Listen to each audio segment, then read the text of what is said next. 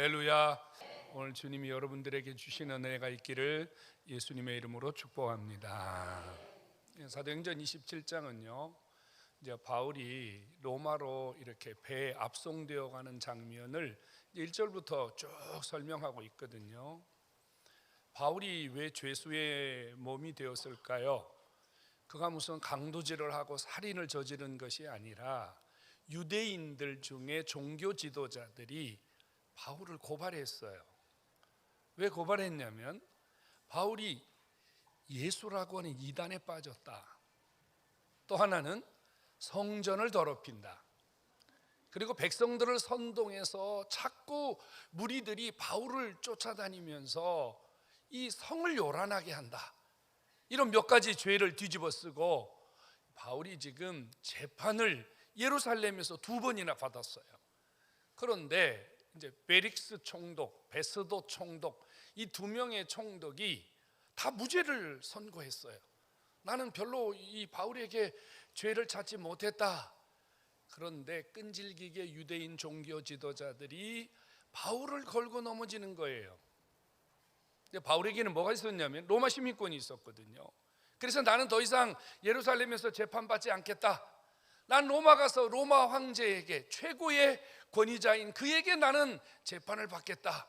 그래서 지금 로마로 가는 배에 실려서 죄수의 몸으로 지금 가고 있는 거예요. 바울을 실은 배가 미항이라는 곳에 도착을 했을 때 바울이 주님의 음성을 듣습니다.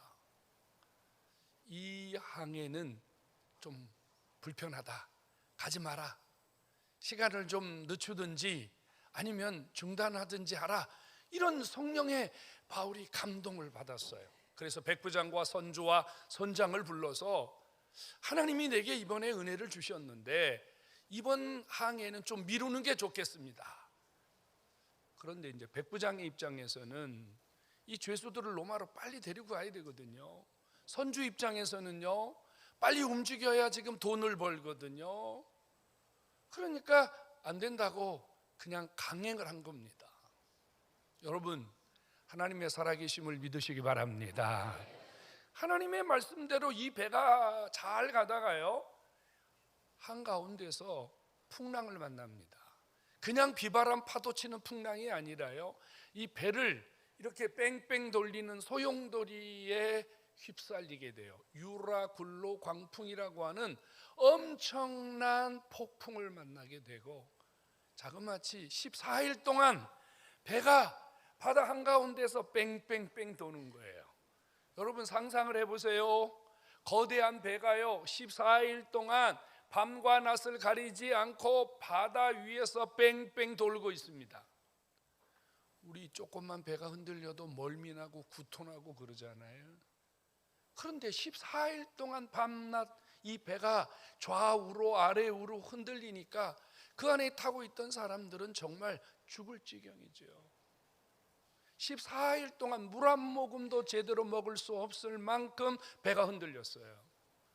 그리고 15일째 되는 날 겨우 이제 파도가 좀 잠잠해지고 바람이 조금 그치고 아직은 위험한 상태이지만 그만 조금 이렇게 견딜 만한 상황이 되었는데 바울이 갑자기 그 배에 있는 가장 중앙 자리에 나와서요, 떡 한 조각을 딱 들더니 이렇게 말합니다. 우리 하나님께 감사합시다. 이러는 거예요.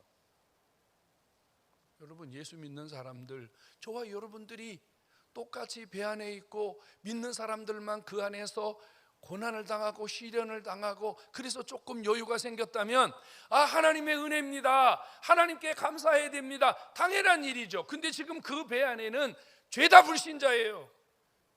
276명이나 되는 사람들이 죄수들과 군인들과 상인들이 전부 그 배에 있는 사람들 전부입니다. 여러분, 이 모든 사람들 앞에서 바울이 떡 한 덩이 들고 우리 감사합시다, 하나님 앞에 감사 기도를 시작했는데 여러분, 이런 바울의 모습을 사람들이 어떻게 봤을까요? 지금 감사할 만한 상황이 전혀 아니거든요. 14일 동안 지금 죽도록 고생했어요. 지금 사람들은 기진맥진해 있습니다. 지금 떡 한 덩이 들고 감사합시다 그럴 만한 여유가 없다고요. 지금 누가 다쳤는지, 누가 죽을 지경인지, 누가 문제가 생겼는지 지금 주변을 살펴야 됩니다. 배가 어디 부서졌는지, 계속 갈 수 있는 상황이 되는지 점검해야 됩니다. 이런 모든 일을 바울이 다 제쳐두고 감사부터 합시다. 하나님께 우리 감사합시다.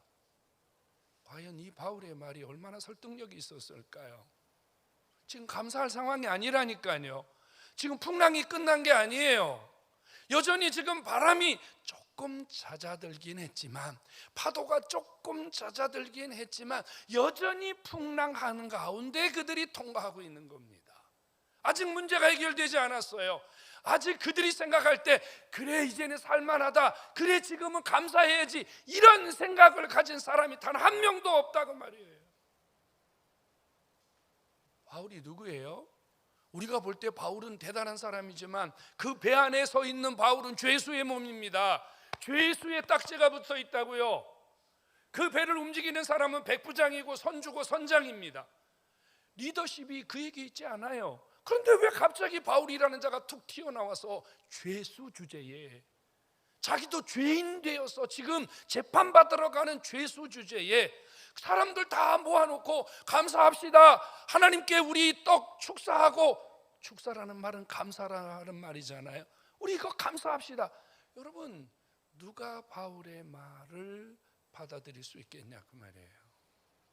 만일 여러분들이 그 배 안에 타고 있었다면, 여러분 지금 여전히 죽을 지경인데, 여전히 공포가 있는데, 여전히 불안이 있는데 감사하자는 말이 나오겠냐 그 말이에요. 여러분, 바울은 하나님의 사람이고 지금 하나님은 바울을 통해서 일하고 계신 줄로 믿으시기 바랍니다.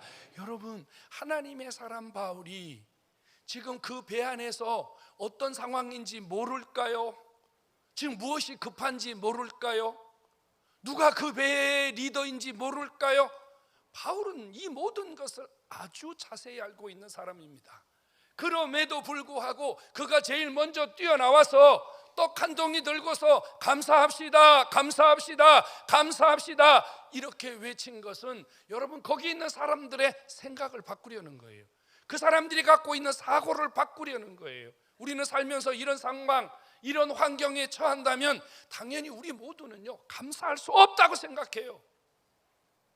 지금 내 상황이 안 좋은데, 지금 내 상황이 불안한데, 지금 내 상황의 문제가 아직도 끝나지 않았는데 무슨 감사해야. 지금 상황이 나아졌다면 몰라, 끝났다면 몰라, 회복되었다면 몰라, 아직도 불안, 아직도 생명의 위협이 가득 찬 그곳에서 감사부터 합시다, 감사부터 합시다, 아니야 아니야 아니야, 이런 사람들의 사고를 지금 바울이 바꿔야 한다는 거예요.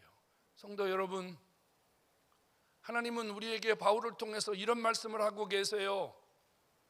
우리는요 상황이 돼야 감사하고, 환경이 돼야 감사하고, 좋아져야 감사하고, 감사할 이유가 있어야 감사한다는 생각을 갖고 있는데, 주님은 뭐라고 말씀하시냐고요? 우리는 어떤 상황에서든지, 어떤 문제 한가운데서든지 감사하면, 감사를 먼저 하면, 감사를 잊지 않으면 하나님이 그곳에서도 은혜를 주신다는 사실을 믿으시기 바랍니다. 성도 여러분, 우리는 이런 생각해요. 언제 감사할 거냐, 어디서 감사할 거냐, 여기에 관심이 많아요.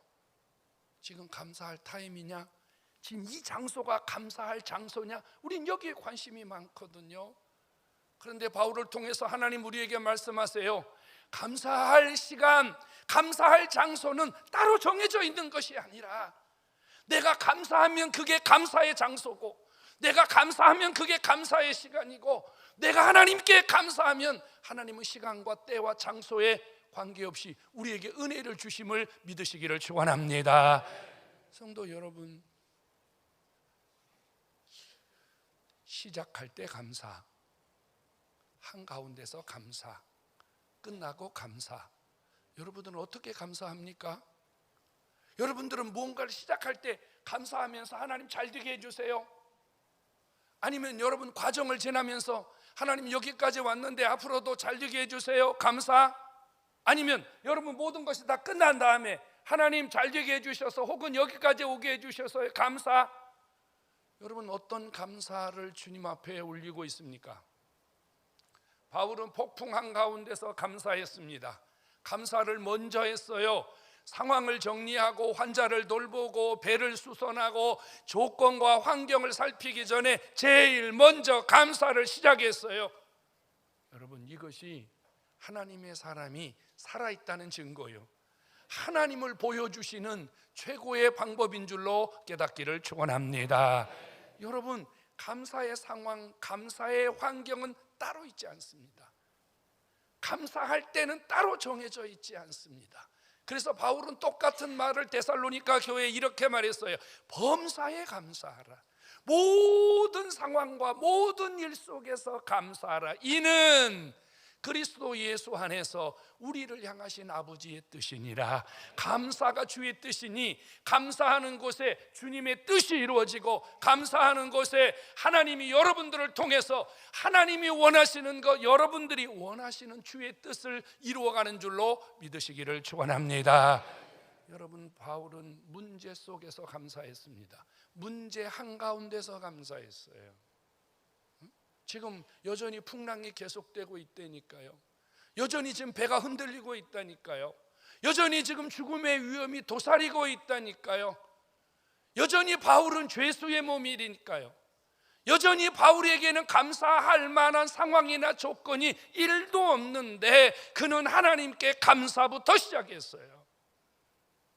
하나님이 감사라고 하는 통로를 통해서 자신들 속에 일하고 계심을 믿었기 때문입니다. 여러분 하나님의 사람들의 영감, 하나님의 사람들이 하나님의 뜻을 이루어 갈 때 똑같이 하나님의 모든 사람들은요, 그 환경, 그 처지, 그 상황 속에서 뭐를 붙드냐면요, 감사를 붙들고 일어서고 감사를 붙들고 해내는 줄로 믿으시기를 축원합니다. 여러분 감사에는 이유가 없어요. 감사에는 이유가 없단 말입니다. 여러분 자녀가 부모에게 감사해야 되는데 이유를 따집니까? 그거는 자식이 아니죠. 여러분 제자가 스승에게 감사해야 되는데 이유를 따집니까? 아닙니다. 우리가 하나님께 감사해야 되는 데는 이유와 조건이 필요하지 않습니다. 무조건 감사해야 되는 거예요.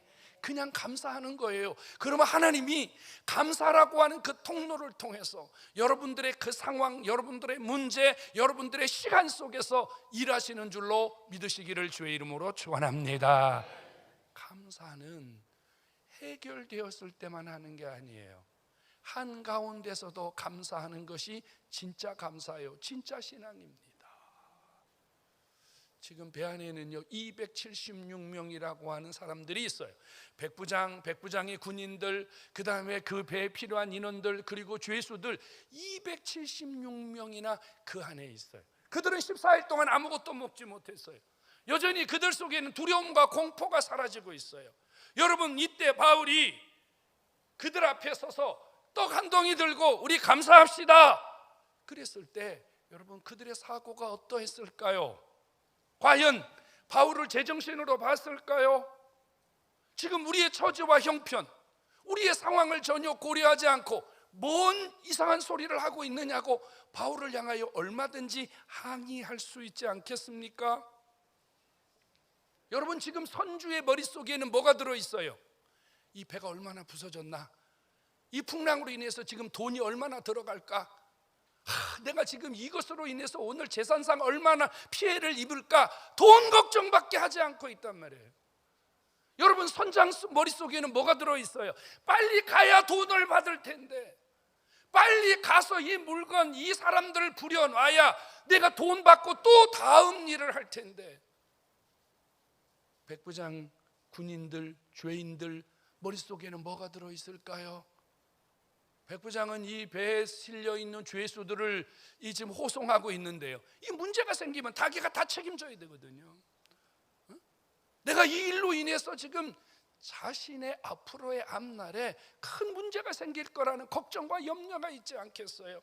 죄수들 무슨 생각하고 있을까요?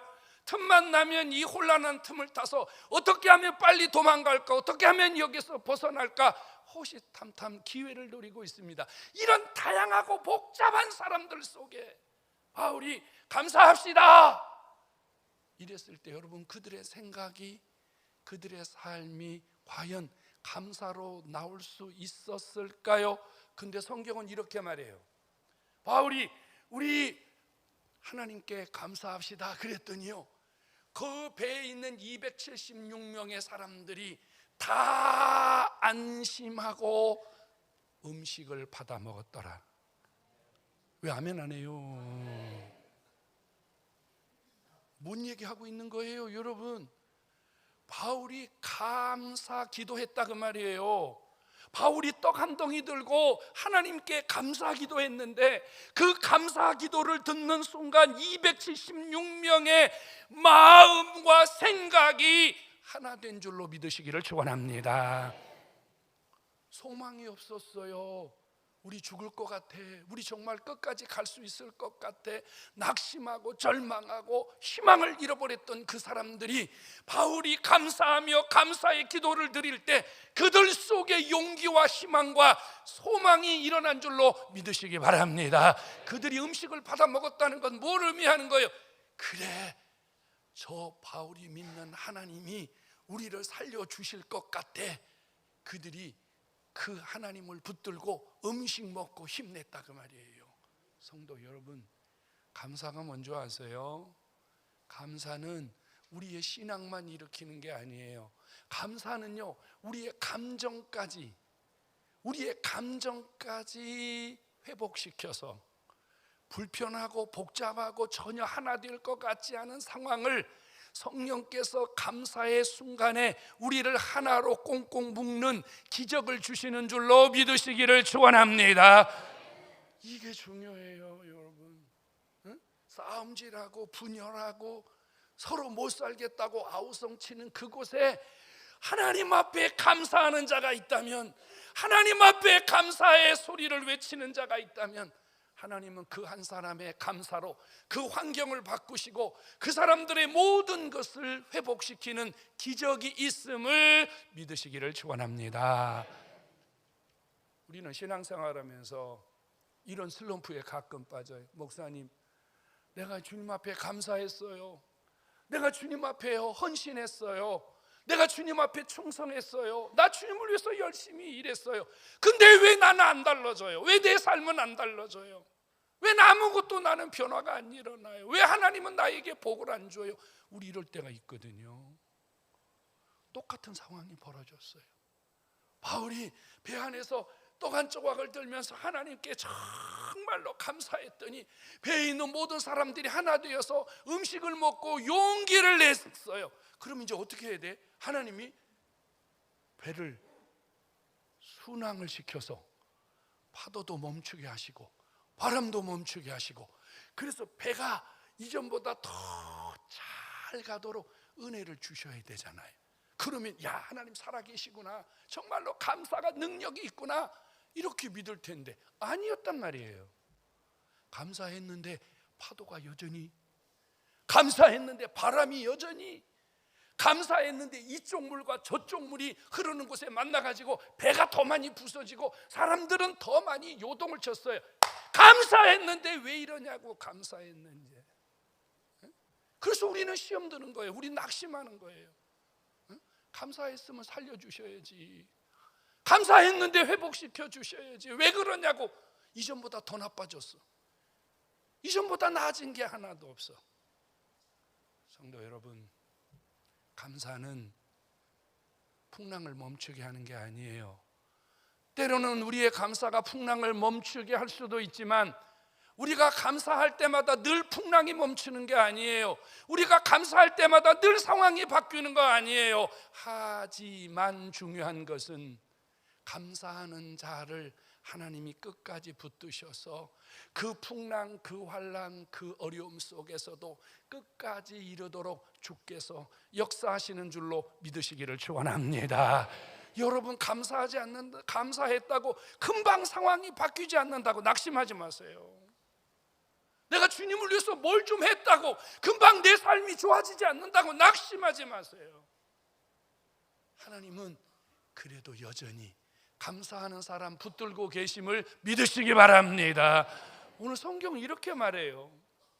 감사 이후에도 문제가 생겼고, 감사 이후에도 여전히 상황이 나빠지고, 여전히 그들 속에는 위험이 도사리고 있었지만 마지막 44절은 이렇게 말하고 있어요. 그 모든 사람들이 상륙하여 한 사람도 죽거나 다치거나 하지 않고 다 구조되니라. 믿으시기 바랍니다. 성도 여러분, 감사는 당장 내 삶에 특별하고 당장 감사하는 내 삶을 확 바꾸는 기적이 일어나지 않는다 할지라도 하나님은 그 감사의 사람이 가는 곳에 끝까지 주의 손이 함께 하심을 굳게 믿으시기를 축원합니다. 우리는요, 감사하세요, 우리 감사합시다, 그런 마음이 참 불편해져요. 목사님이 또 돈 봉투 내놓고 감사하라고 하는구나, 이런 불편한 마음을 먼저 가져요. 여러분, 그러지 말아야 돼요. 여러분, 하나님께 감사하는 마음과 신앙은요, 우리의 삶에 늘 살아 있어야 할 기본적인 신앙임을 깨닫기를 축원합니다.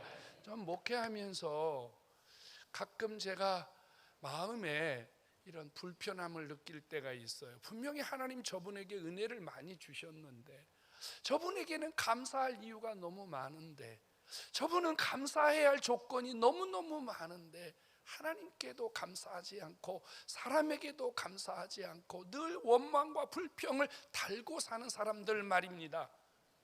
그래서 속으로 이렇게 생각할 때 있어요. 저분은 가진 게 너무 많아서 불평하는구나, 저분은 누리는 게 너무 많아서 불평하는구나, 이런 생각을 가질 때가 있어요. 성도 여러분, 여러분 삶을 한번 잘 점검해 보세요. 우리가요 2026년 1월 1일 날 송구영신 예배를 드리면서 하나님께 기도 제목을 드렸어요. 소원을 가졌어요. 하나님 앞에 우리가 희망을 가지고 출발했어요. 그리고 오늘 딱 중간 지점에 와 있어요. 지나온 시간을 한번 돌아보세요. 여러분, 하나님의 은혜 없이 된 게 있어요? 하나님이 도와주지 않아서 내가 이 모양 이 꼴로 삽니다, 여러분 불평할 거 있어요? 하나님의 은혜가 우리 속에 여전히 일하셨음을 믿으시기 바랍니다. 그렇다면 우리는요, 하나님께 감사하지 않을 이유가 전혀 없단 말이에요. 아팠어요, 풍랑도 일어났어요, 시험도 들었어요, 문제도 있었어요, 속도 세겠어요, 돈도 없어졌어요, 아프기도 했어요. 그래도 하나님이 여기까지 이르도록 하나님이 풍랑을 잠재우시고 상황을 바꾸시고 우리의 환경 속에 일하신 분이 바로 주님이신 줄로 믿으시기 바랍니다. 우리에게는 감사할 이유가 너무 많아요. 너무 많아요, 여러분. 이 성도들 중에 그런 분이 있어요. 참 힘들거든요. 내가 봐도 힘들 것 같아. 많이 힘이 들어. 근데도요, 감사를 잃어버리지 않는 성도가 있어요. 그러면요, 저분에게는 이제 주님이 일하실 때가 됐구나, 제 마음에 그런 생각이 들어요. 그리고 조금 지나잖아요. 그럼 반드시 아버지가 역사하세요. 하나님이 기적을 주세요. 성도 여러분, 다음 주가 맥주감사주일이거든요. 여기 써놨잖아요. 맥주감사주일은 도대체 무슨 주일일까요? 이스라엘 백성들은 보리를 수확해서 하나님 앞에 첫 수확을 드렸던 절기입니다. 첫 수확 말입니다.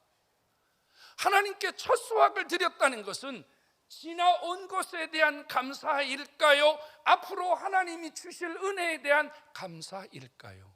성도 여러분, 우리는 맥주절의 감사를 지나온 시간에 대한 감사로도 물론 아버지 앞에 드려야 되지만, 하나님이 첫 수확을 주셔서 앞으로 우리를 먹게 하시고 입게 하시고 누리게 하실 하나님 앞에 먼저 감사하는 것이 감사절의 시작인 줄로 깨닫기를 축원합니다. 여러분, 우리는 2026년 한가운데 서 있어요. 이 한 해를 다 산 게 아니란 말입니다.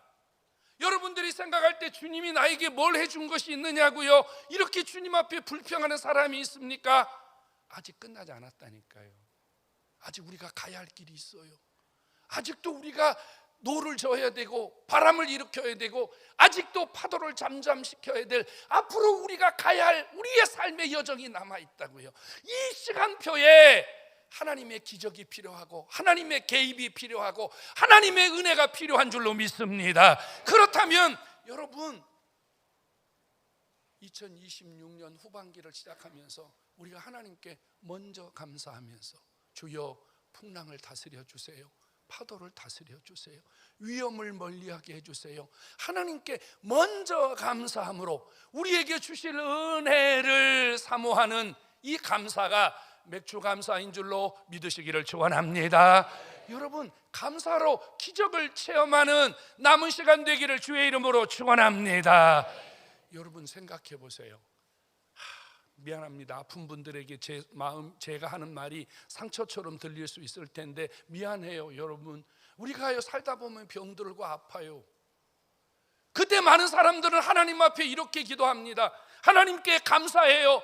주여 감사한금에 하나님께 연보 넣어서 감사해요. 주님 건강 주세요. 주님 나 일으켜 주세요. 주님 회복시켜 주세요. 왜 건강할 때는 안 하시죠? 아파서 감사하는 게 낫겠어요? 건강할 때 감사하는 게 낫겠어요?